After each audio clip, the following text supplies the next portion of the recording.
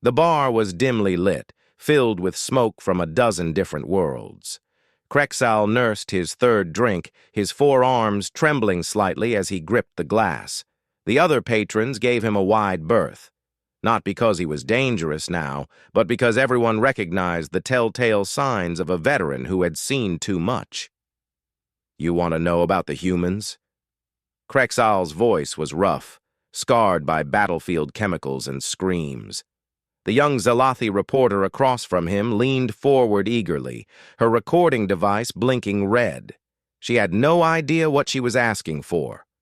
"The Galactic Council says they're just another species," she said, her voice full of naive confidence. "Primitive, even. They've only been spacefaring for 200 cycles." Krexal laughed. It was not a pleasant sound. Primitive. That's what we all thought. "That's what got half my battalion killed on their first engagement." He drained his glass and signaled for another. The bartender, a scarred Vorthak who had probably seen his own share of human encounters, poured without comment. "Let me tell you about my first time facing humans," Krexal began, his secondary eyes closing as he remembered. "It was on Kepler 442b. Beautiful world, purple skies, crystalline forests. The hegemony wanted it for the mineral deposits. The humans had a small colony there, maybe 10,000 settlers. We brought a full invasion force, 50,000 of the best soldiers in the galaxy." The reporter's eyes widened. 50,000 against 10,000 civilians. "We thought it would be over in hours," Krexal continued, ignoring her shock. "We landed at dawn, local time. Perfect military formation. Energy shields up, plasma cannons ready. We marched on their main settlement expecting token resistance at best." He paused, taking another drink. Around them, the bar had grown quieter. Other veterans were listening now, their own memories stirring. "The first sign something was wrong came when we found the settlement empty. Not evacuated, empty. Like they had simply vanished. Our commanders thought they had fled into the forests. We were ordered to pursue." Krexal's primary hands clenched into fists. "That's when we learned our first lesson about humans. They don't flee. They prepare." The forest had seemed peaceful at first. The towering crystal trees sang in the wind, their faceted surfaces catching the morning light. The hegemony forces spread out in standard search pattern, confident in their superiority. "The first mine took out an entire squad," Krexal said quietly. "Not an energy mine or plasma charge like civilized species use. A primitive explosive device buried in the dirt. Shrapnel. Actual metal fragments tearing through armor designed to stop energy weapons." The reporter looked confused. "But surely your shields—" "That's the thing about humans," Krexal interrupted. "They don't fight the way we expect. Our shields were calibrated for energy weapons, for the civilized warfare of advanced species. The humans used chemical explosives, projectile weapons, things so primitive our defensive systems didn't even recognize them as threats until it was too late." He could still hear the screams, still smell the burning flesh mixed with the sweet scent of the crystalline sap. "We lost 100 soldiers in the first hour. Not to their main force, to traps, pits filled with sharpened stakes, tripwires connected to crude explosives, trees rigged to fall when we passed. They had turned the entire forest into a weapon." "But you had orbital support," the reporter protested. "Couldn't you just bombard?" "We tried." Krexal's laugh was bitter. The humans had been there for 20 years. 20 years to dig. When we called in orbital strikes, they went underground, tunnels everywhere, miles and miles of them. They would pop up behind our lines, attack, and vanish before we could respond. Another veteran, a Thraxian with half his scales missing, spoke up from a nearby table. "The tunnels. Gods. The tunnels. I was at Proxima 3. Same thing there. Humans love their holes." Krexal nodded grimly. "And that's when we learned the second lesson. Humans multiply under pressure. We thought we were fighting 10,000. By the second week, it seemed like there were 50,000. They weren't shipping in reinforcements. Every single colonist was fighting. Males, females, even their younglings. They gave weapons to children. The bar had gone completely silent now. Every species present had some story about the humans, some encounter that had left them scarred. Children? The reporter whispered, horrified. A human child with a projectile weapon is just as deadly as an adult, Krexall said flatly. More so because you hesitate, and hesitation against humans means death. He remembered finding what they thought was a wounded human youngling. Private Thekvar had approached carefully, intending to provide medical aid as required by the civilized warfare conventions. The explosion had vaporized him and two others. The youngling had been rigged with explosives, already dead, used as bait. By the third week, we had lost 8,000 soldiers. 8,000 against farmers and miners. Our commanders finally authorized the use of nerve gas. The reporter gasped. But that's banned by... The humans didn't care about our bans, Krexall cut her off. They had prepared for gas attacks too. Sealed shelters, their own masks. And they retaliated with something worse. They poisoned our water supplies with some kind of biological agent. Half our forces were too sick to fight within days. He could still taste the bile, still feel the fever that had burned through his body. The humans had not just poisoned them. They had used something that turned their own bodies against them, made their immune systems attack their organs. We pulled back to establish a fire base, thought we could starve them out, cut off their supplies and wait. Krexall shook his head. That's when we learned lesson 3. Humans don't need supply lines like we do. What do you mean? The reporter asked, though she looked like she wasn't sure she wanted to know. They ate the local wildlife, plants we couldn't digest. They made weapons from rocks and trees. They turned the bodies of our fallen into trap components. They can survive on almost nothing and make weapons from anything. A Korvax at the bar shuddered, his feathers rustling. I heard about a human colony that survived a 2-year siege by eating their own dead. That's not the worst of it, another veteran added. I was at the siege of New Mumbai. When they ran out of food, they started eating us. The reporter turned pale beneath her scales. That's propaganda. It has to be. Krexall fixed her with all 4 eyes. I watched a human bite through a Zelathi's throat. Your species. With nothing but those flat teeth they have. They're not built for it, but they did it anyway. That's what makes humans terrifying. They're not the strongest or the fastest or the smartest, but they will do anything to survive. Anything. He continued his story, his voice growing rougher with each word. After a month, we had taken maybe 1/3 of the planet. Every settlement had to be cleared building by building, room by room. They booby-trapped everything. Doors, windows, furniture. They would rig entire buildings to collapse, rather than let us take them. One time, we captured what we thought was their main hospital. Finally, we thought, a chance to show mercy, to prove we were civilized. His mandibles clicked in disgust. It was a trap. The entire building was rigged with explosives.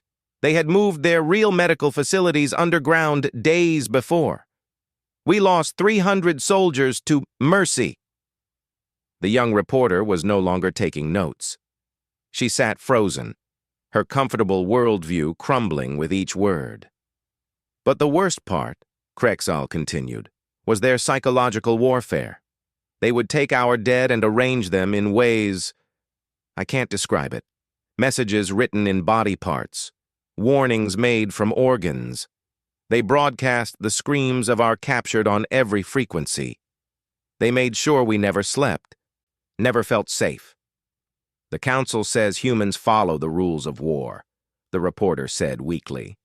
They follow their own rules, Krexall corrected. And their rules are simple. Survive at any cost, win by any means. They have a saying, all's fair in love and war. Think about that. Love and war. They equate the two. That should tell you everything. He signaled for another drink, his primary hands steady now that he was deep in the memory. After 2 months, we had lost over half our force. 25,000 dead or wounded against farmers.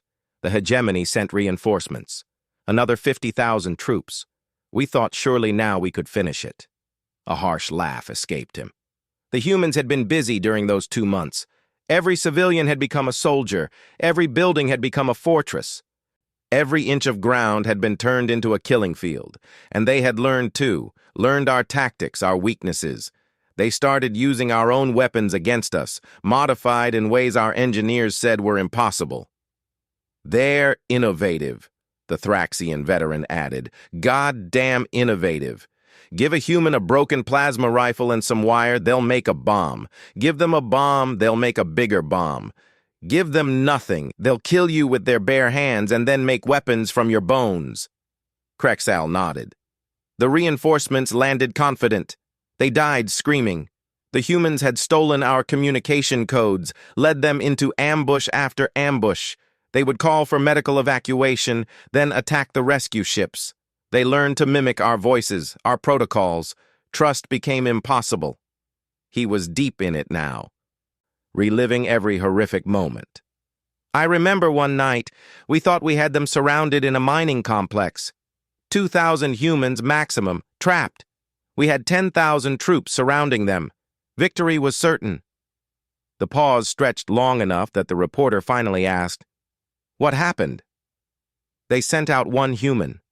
One, an old female, walking slowly toward our lines.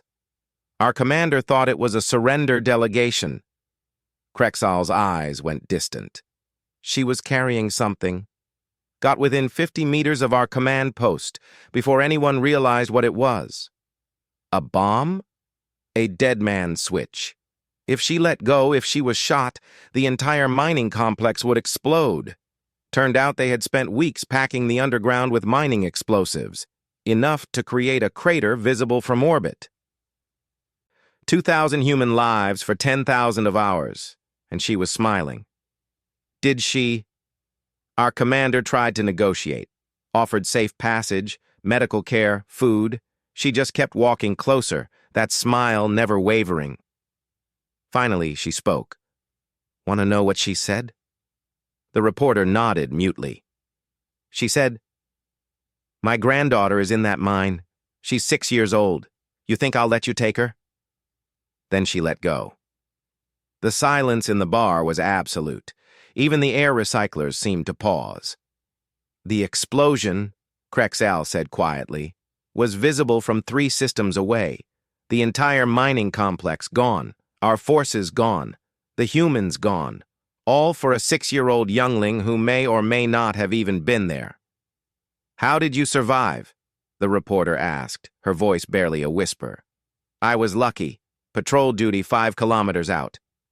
Close enough to see, far enough to live. Watched 10,000 brothers and sisters turn to atoms in an instant because one human grandmother decided death was better than surrender." He finished his drink, the alcohol doing nothing to dull the memories. That was the night I understood the truth about humans. They don't fight wars like we do. We fight for resources, for territory, for honor. Humans fight for each other, and that makes them the most dangerous species in the galaxy. But surely, the reporter tried one more time, surely that's just one extreme example. Not all humans. Every human, Krexal interrupted firmly. Every single one carries that potential. They call it fight or flight. But that's a lie. It's fight or fight harder. Corner a human, threaten what they care about, and they become something else. Something that will glass entire planets rather than kneel. He stood, his joints creaking from old wounds. You want to know the terrifying truth about the human front? It's not that they're savage or primitive. It's that they choose to be civilized. Every day, every human chooses not to unleash what lives inside them, but push them, threaten them, try to conquer them, and that choice goes away. As he turned to leave, he offered one final thought. The hegemony sent 100,000 soldiers to take one small colony. After 6 months, we held exactly no more ground than when we started. Our losses were so heavy that High Command declared the planet strategically worthless and withdrew. The humans called it Tuesday. The young reporter sat alone at the table, her untouched drink growing warm. Around her, veterans of a dozen species shared knowing looks. Each had their own story, their own nightmare about the humans. But they all ended the same way. The humans always won. Not because they were stronger or smarter or more advanced, but because they were willing to pay any price, bear any burden, commit any atrocity in the name of survival. They were chaos given form, destruction with a smile, death wearing the mask of civilization. And the most terrifying truth? They were spreading across the galaxy, colonizing world after world, each colony another fortress, each human another potential warrior, each child another weapon waiting to be unleashed. The reporter turned off her recording device with trembling fingers. She had come for a story about primitive aliens being integrated into galactic society. She was leaving with the knowledge that the galaxy had invited its own doom to dinner. As she left the bar, she heard Krexal's voice one more time, talking to another veteran. "Want to know the real nightmare? They like us. They want to be friends. They want to trade and learn and explore together. As long as we don't threaten them, they're the nicest species you'll ever meet. And if we do threaten them, then may the gods help us all. Because the humans won't." Commander Velcor stood before the Galactic Council's War Committee, his testimony being recorded for posterity. The assembled representatives of 43 species waited in tense silence. He had been summoned to explain the failure at Sigma Draconis, where an entire armada had been defeated by a single human colony ship. "Honored council members," Velcor began, his voice steady despite the shame of defeat.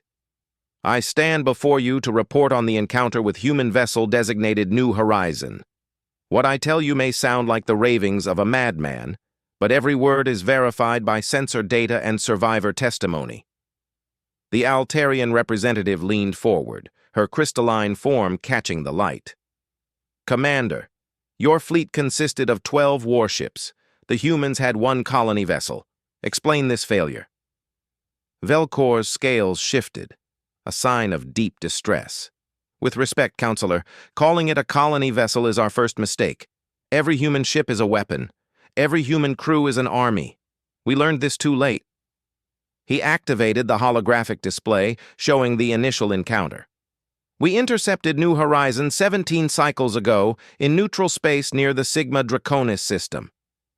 Standard protocol, they had no claim to the system, and our species had filed for colonization rights first. We ordered them to turn back."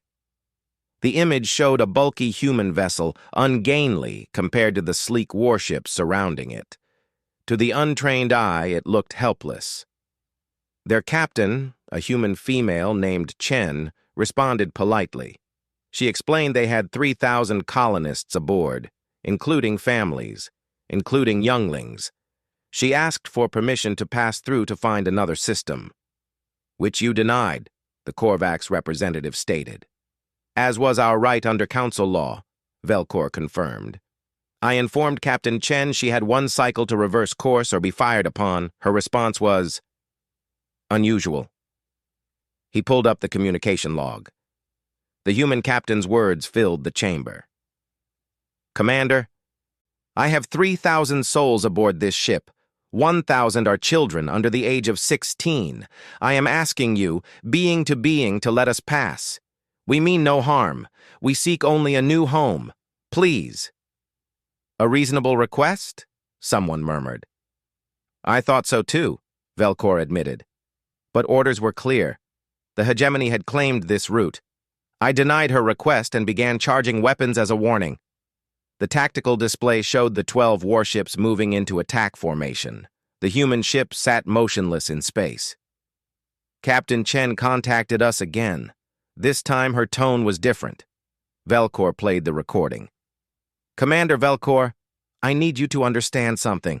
Behind me are 3,000 humans who left everything they knew to find a new world. They sold their homes, said goodbye to loved ones, and trusted me to get them to safety. Half of them lost family in the Proxima Wars.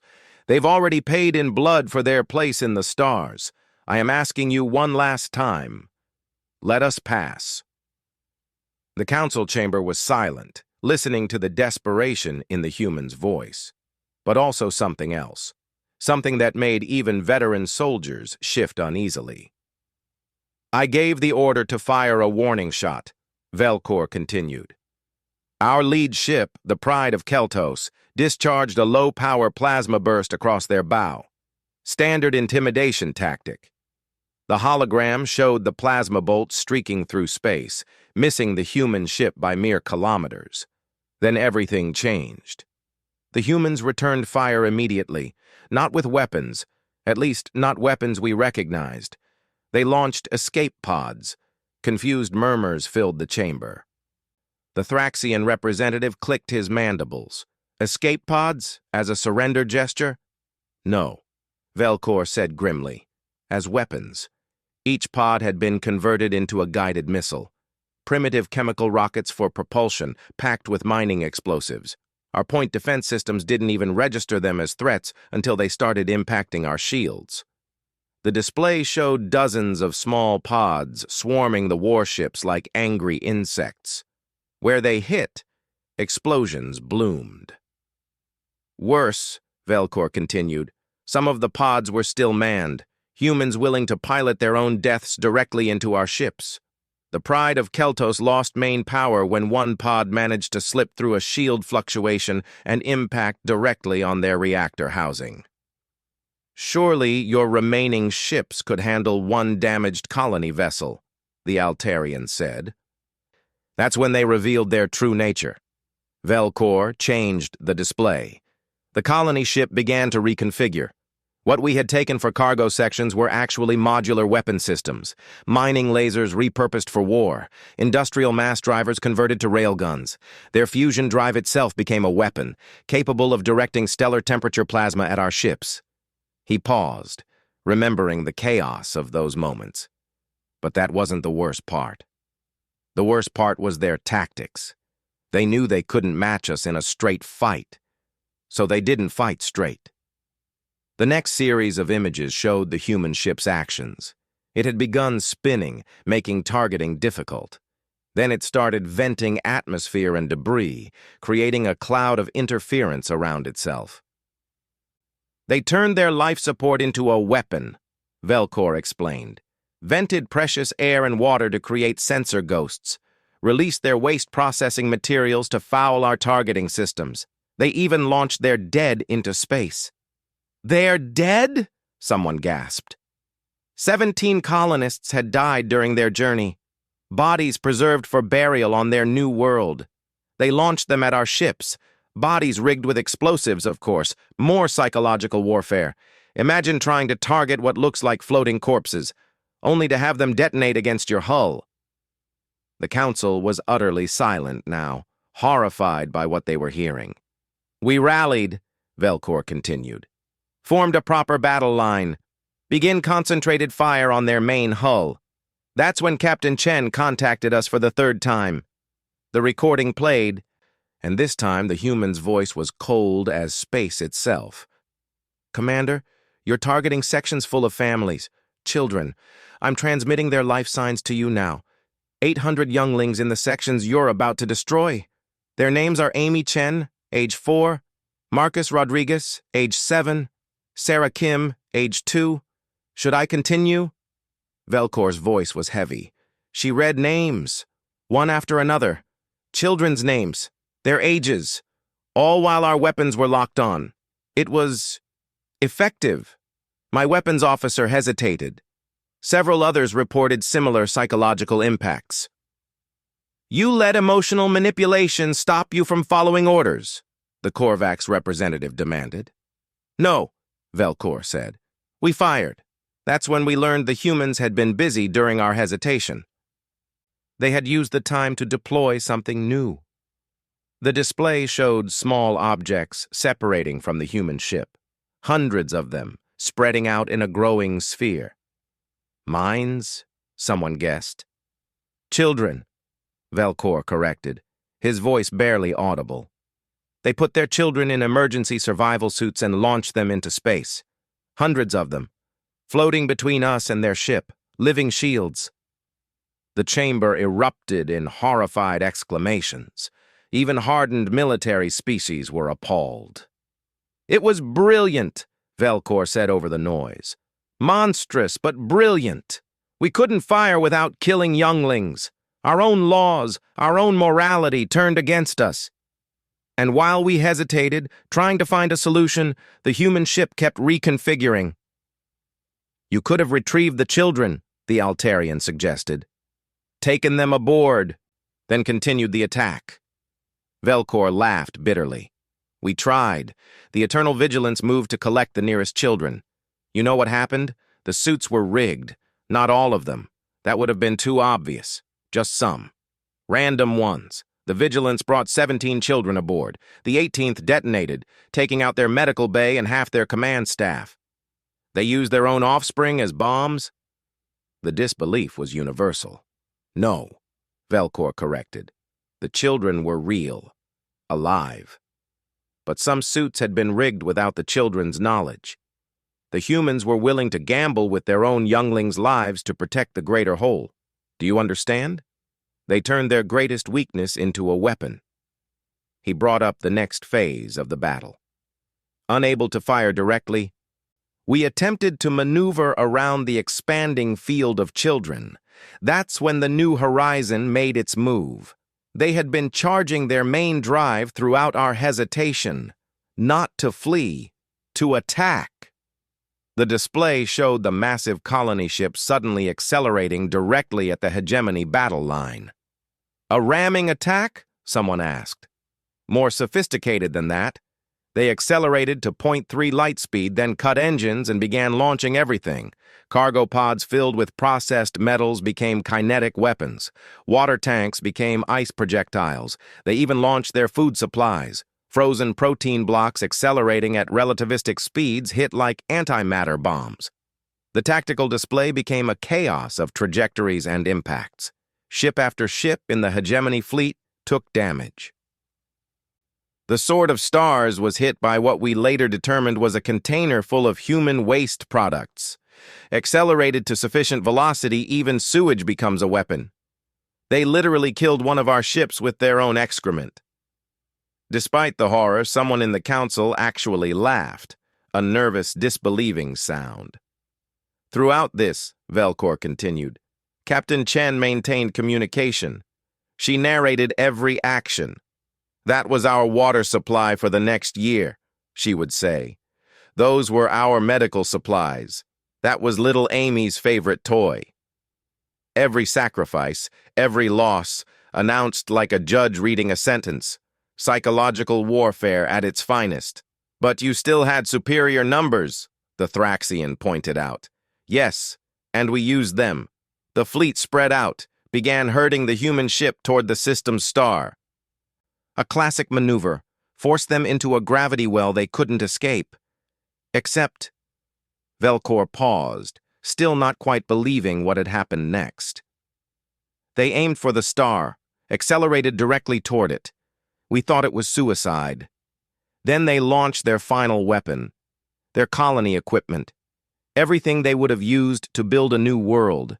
Atmospheric processors, mining equipment, fusion reactors. All of it launched at us while they dove toward the star." The display showed the New Horizon growing closer to the stellar mass, its hull beginning to glow from radiative heating. We pursued, of course. The infinite justice and righteous fury followed them in. That's when they did the impossible. They used the star's gravity to slingshot around, but during the maneuver, they deliberately breached their own reactor containment. Gasps echoed through the chamber. The resulting explosion, channeled and focused by the star's gravity well, created a directed plasma wave. The infinite justice and righteous fury were vaporized instantly. The New Horizon itself barely survived, hull compromised, systems failing.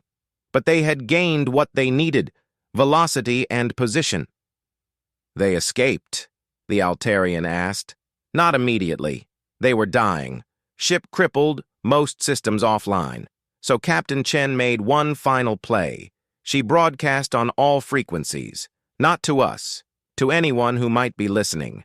She sent out her ship's logs, their entire journey, everything that had happened. Then she said something I'll never forget. Velcor played the final recording. Captain Chen's voice, strained but unbroken. This is Captain Maria Chen of the colony ship New Horizon. We carry 3,000 human souls seeking a new home. We have been attacked without provocation by hegemony forces. We have defended ourselves. Our ship is dying, but we are not dead. Any human vessel receiving this, know that we fought.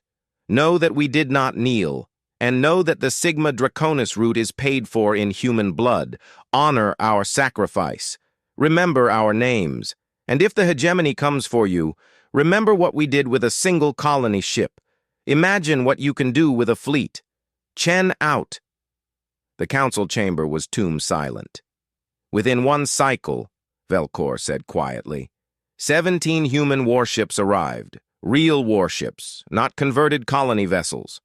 The surviving hegemony forces, including my own damaged vessel, were given one chance to surrender. We took it. And the colonists? Someone asked. Rescued. Every one of them that survived, including the children they had launched into space. They gathered their dead, repaired what they could of their ship, and continued to their destination. The colony they founded was named Defiance. Velcor deactivated the display. Honored counselors, the terrifying truth about humans is not their weapons or their tactics. It's their will. They will sacrifice anything, endure anything, destroy anything, including themselves, rather than submit. A mother will turn her child into a weapon. A captain will ram a star. A colony will eat its dead. There is no line they will not cross. No sacrifice they will not make. Surely this is an aberration, the Korvax representative insisted. One extreme case. Every human conflict follows this pattern, Velcor interrupted. Study their history. When Rome faced Carthage, they built a fleet from nothing. When Britain faced invasion, civilians flew planes into combat. When Russia faced Napoleon, they burned their own cities. When colonists faced empire, farmers defeated the greatest military on their planet. This is who they are. He looked around the chamber, meeting every gaze. The humans have a saying. The most dangerous creation of any society is the man who has nothing to lose. Every human is one thread away from having nothing to lose. Push them, and they become something beyond our understanding. Something that will drag you into hell with them rather than let you win. What do you recommend? The council's senior member asked. Peace, Velcor said immediately. Trade with them, learn from them, be their friends, because the alternative is extinction, not theirs, ours. They will sacrifice their own worlds to deny them to an enemy. They will turn their own bodies into weapons. They will make the void itself fight for them. He gathered his materials, preparing to leave. One final thought. After our surrender, I spoke with Captain Chen. Asked her how she could have done those things, used children as shields, turned a colony ship into a weapon, risked everything. What did she say? She said, Commander, those 3,000 people trusted me to get them to a new home. I would have flown this ship into hell itself to keep that promise. You just happened to be in the way. Velcor moved toward the door, then stopped. The humans are coming, counselors. They're spreading across the galaxy, and nothing will stop them. We can be their allies, or we can be their enemies. But understand this, they will treat friends with unbreakable loyalty and enemies with unimaginable horror. Choose wisely. As he left, the council sat in stunned silence. The recording would be classified, of course. Too dangerous for public consumption, but each member would remember, would carry the knowledge that somewhere out there, human colony ships were traveling between stars, each one carrying 3,000 potential warriors, each one willing to turn their very existence into a weapon if threatened. The Altarian representative finally spoke. I motion that we immediately approve all pending human colony applications. Seconded, came from a dozen voices simultaneously. It was unanimous. In the depths of space, the New Horizon limped toward its new home. In the medical bay, Captain Chen held a 4-year-old girl named Amy, one of the children who had floated in space as a living shield. Amy was drawing a picture of their new planet, complete with a bright yellow sun and green grass. "Will bad aliens come to our new home?" Amy asked. Chen smoothed the child's hair. "Maybe, but if they do, we'll be ready. We're humans, Amy. We don't start fights, but we finish them." The child nodded solemnly and went back to her drawing, adding a small house with smoke coming from the chimney. Such a normal thing. Such a human thing. The ability to go from weapon to child in a heartbeat, to carry both destruction and creation in the same hands. That was the truth about humans. They chose to build rather than destroy. But if you threatened what they built, if you endangered what they loved, that choice would vanish like air vented into space, and may the gods help anyone who forced them to make that choice. The lecture hall at the Galactic Military Academy was packed beyond capacity. Cadets from 24 species filled every seat, lined the walls, and crowded the aisles. Word had spread that today's guest lecturer was someone special, Admiral Zixa Theta, the only non-human to have successfully commanded joint operations with human forces. The Admiral's crystalline form refracted the light as she moved to the podium, where others of her species gleamed with smooth surfaces. Hers bore a network of cracks and repairs, each one a survived battle, a lesson learned in blood. "Cadets," she began, her harmonious voice filling the chamber. "You have heard stories about humans, horror stories, tales of their brutality, their willingness to cross any line, their terrifying capacity for destruction. Today, I will tell you something worse. Today, I will tell you how they think." She activated the holographic display, showing a star map. "This is the Orion Arm, what humans call their neighborhood. In less than 3 centuries, they've gone from one world to colonies in over 400 systems. By every model we have, this should be impossible. They lack unified government. Their technology is decades behind ours. They fight amongst themselves constantly. Yet they spread like a virus." A cadet raised a tentacle. "Because they breed quickly?" "No," Zix Theta replied. "Because they plan for defeat. Let me explain. Every species here plans for victory. We calculate optimal strategies, perfect supply lines, ideal force distributions. Humans plan for everything to go wrong, and when it does, they're ready." She brought up an image, a human military manual. "This is from their basic training. Page 1. Before tactics, before weapons, before anything else, it says, 'No plan survives contact with the enemy.' They teach failure as the first lesson. They assume chaos, and in chaos, they thrive." The display changed to show footage from the Battle of Vega Prime. Cadets who recognized it shifted uneasily. Vega Prime, a Korvax fortress world, defenses that had stood for 1,000 years. The human assault force was outnumbered 3-1. Their technology was inferior. By every calculation, they should have failed. Zixa Theta paused. "They won in 6 days. "How?" multiple voices asked. "By being insane." The Admiral's tone was matter-of-fact. The human commander, General Park, knew he couldn't win a conventional siege, so he didn't try.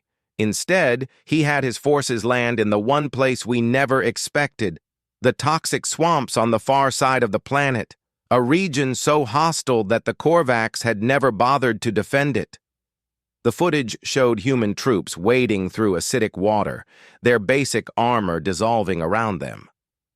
They lost 30% of their force in the first day, not to enemy fire, to the environment. Any rational species would have retreated. The humans saw it as an acceptable loss. They pressed on, using the very toxins that were killing them to coat their weapons. When they finally reached the fortress walls, their ammunition was so contaminated it ate through shields designed to stop plasma fire. A Thraxian cadet clicked nervously. But surely the defenders adapted. They tried. That's when the humans revealed Phase 2. The dead they'd left in the swamp, they'd seeded them with bacteria cultures. The swamp, already toxic, became a biological weapon factory. Within days, plagues were spreading through the fortress. Diseases that shouldn't have been able to affect the defenders, but did, because the humans had used their own dying bodies as cultivation chambers. The image shifted to show the fortress's last hours. The Korvax, facing plague and toxic weapons, sealed themselves in the inner citadel. Impregnable walls, self-contained life support. They could have held out for years. The humans solved this by not attacking the citadel. Confused murmurs filled the hall. They attacked everything else, Zixatheta explained. Destroyed every building, poisoned every well, burned every field. Then they sent a message. We can wait. Can you? The Korvax surrendered after 3 days, not because they were defeated, but because they realized the humans were willing to spend years sitting in a toxic swamp, dying by inches, just to prove a point. She changed the display again. This brings us to human doctrine. Every military in the galaxy operates on some variant of preserving force, achieving objectives, maintaining supply lines. Human doctrine can be summed up in 3 words: whatever it takes. The next image was a human soldier's equipment. Look at this. Energy weapon? No, chemical projectiles. Inefficient, primitive, but they work when energy fails. See the blade? Not ceremonial. They call it a last resort. Because when ammunition runs out, when power cells die, when everything else fails, they'll fight with sharpened metal. And when that breaks, they'll use rocks. And when the rocks are gone, they'll use their teeth. A young Zalathi raised a claw.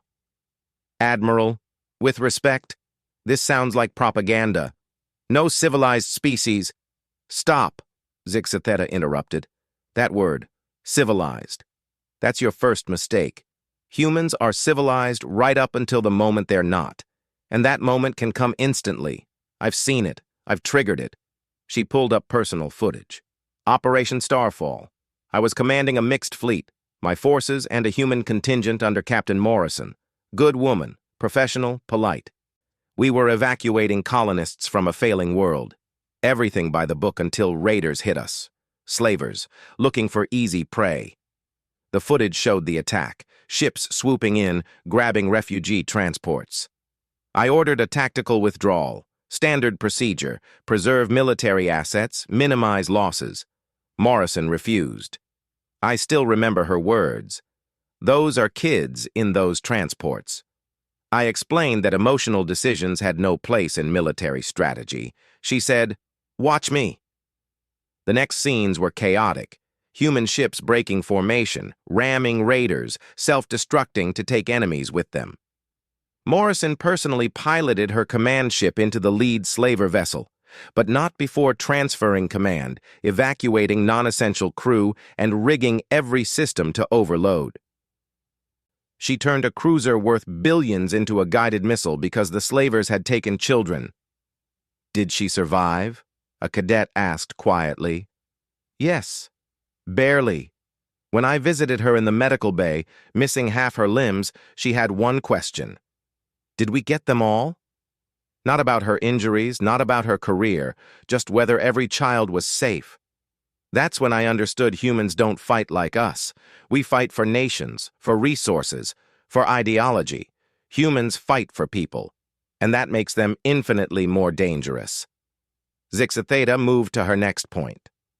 Let's discuss human innovation in warfare. Every species innovates, but humans do it differently. We develop new technologies in laboratories, test them carefully, deploy them strategically. Humans innovate in the middle of battle, under fire.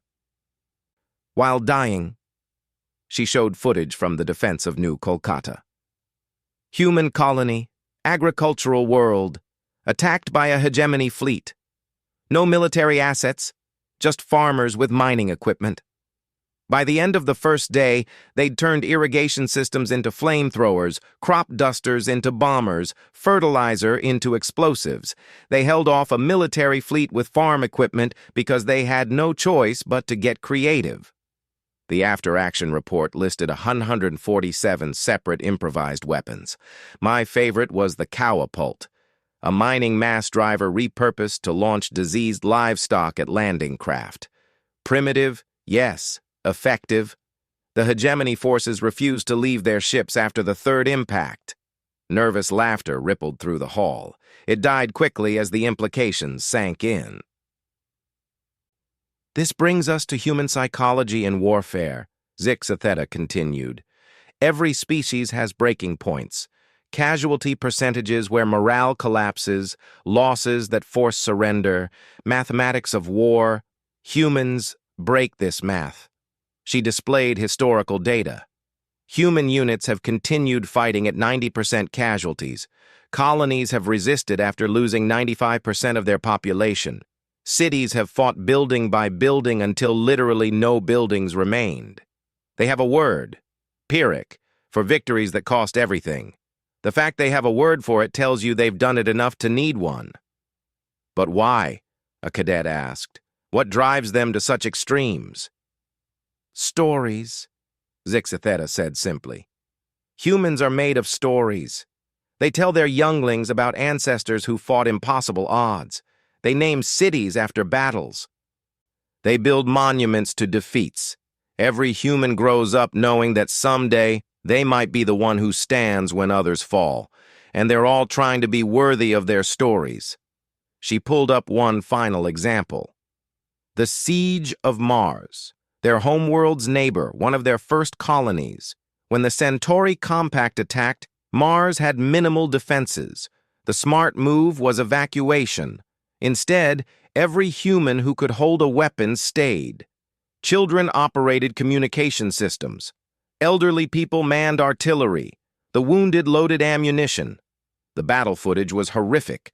Mars's cities burning, its famous domes cracked open to vacuum. They held for 217 days, lost 80% of the population, never broke. When asked why, the survivors all said variations of the same thing. This is Mars. We don't give up Mars. Not strategic value, not resources. Just the idea that Mars mattered because humans had bled for it before. The Compact eventually withdrew, not because they were losing. They controlled 90% of the planet. They withdrew because the humans showed no signs of ever stopping. The mathematical certainty of victory became meaningless when the enemy refused to acknowledge mathematics. Zixatheta looked around the room. So what did I learn from fighting alongside humans? First, never threaten what they love. They have a saying, beware the fury of a patient man. Every human is patient until they're not, and their fury reshapes worlds. Second, they prepare for apocalypse recreationally. They have entertainment about surviving disasters, fighting invasions, rebuilding from nothing. They call them video games and movies. Their younglings play at being heroes in hopeless situations. When real disaster comes, they've already imagined it 1,000 times. Third, and most important, they bind to each other in ways we don't understand. A human will die for their nation, yes, but they'll die harder for their squad, their ship, their colony. They form pack bonds with anything. Each other, aliens, even their machines. I've seen a human cry over a destroyed combat robot and then avenge it like a fallen brother. She paused, letting it sink in. The terror of humans isn't their weapons or tactics, it's their capacity to care. Because they care without limit, they can hate without restraint. Push them past caring, and they become something else. Something that will break itself to break you. A cadet raised a tentacle. How do we fight them then? You don't, Zixatheta said flatly. You befriend them. Because here's the final truth. Humans are the best allies you'll ever have. They'll bleed for you like you're their own. They'll share technology, food, medicine, knowledge. They'll send their children to die defending your worlds because you're friends. There's no species more loyal, more generous, more willing to sacrifice for others. The same human who will glass a planet to avenge a fallen comrade will give you the clothes off their back if you're cold. The same species that turns children into weapons will adopt orphans from species that tried to exterminate them. They are paradoxes made flesh, capable of infinite cruelty and infinite kindness, often in the same breath. She began shutting down the display. My advice to you future officers: when you encounter humans, ask yourself one question: am I their friend or their enemy? Because they will be absolutely one or absolutely the other. There is no middle ground with humans, no neutral. Your family or your threat. Choose wisely. As cadets began to file out, one lingered. A young Vorthon, scales still bright with youth. Admiral, do you fear them? Zix Theta considered the question. I fought alongside Captain Morrison for 7 years after the Starfall incident. She saved my life 14 times. I saved hers 9. She taught me human card games, and I taught her Altarian crystal singing. When my clutch sister died, she held me while I grieved. This strange mammal comforting a crystalline being she couldn't truly understand, but cared for anyway. So no. Oh, I fear them. I fear them more than any other species in the galaxy. But I also love them. Because that's what humans do. They make you feel both at once. They teach you that the two aren't opposites but companions. That love and fear can coexist. That's perhaps the most terrifying truth of all. The cadet left, and Zix Theta stood alone in the empty hall. Tomorrow, these cadets would go out into a galaxy where humans were spreading, building, exploring. Some would become allies, bound in fellowship with these chaotic primates. Others would make the fatal mistake of becoming enemies. She thought of Morrison, now an admiral herself, defending the frontier colonies, still throwing herself into impossible situations. Still winning through sheer bloody-minded determination, still sending holiday cards with pictures of her growing family and updates on her latest insane military innovations. Humans. They'd conquer the galaxy not through superior technology or numbers, but through the simple fact that they refused to accept defeat. They'd unite it, not through force, but by making everyone else part of their story. By caring so fiercely that other species would find themselves caring back. The most terrifying truth about humans? They were inevitable. Not because they were stronger or smarter, but because they were too stubborn to be anything else. They'd befriend you or destroy you, save you or damn you, but they would never, ever ignore you. And in a cold, vast galaxy, sometimes that kind of terrible, wonderful insanity was exactly what survival looked like. Zix Theta gathered her materials and headed for the door. She had a meeting with the human delegation about joint training exercises. Morrison had suggested something called paintball to build camaraderie between species. It sounded harmless enough, but Zix Theta knew better. Nothing humans did was ever harmless. They'd find a way to turn it into another lesson about survival, about bonding, about the prices paid for peace. She wouldn't miss it for the world, because that too was the truth about humans.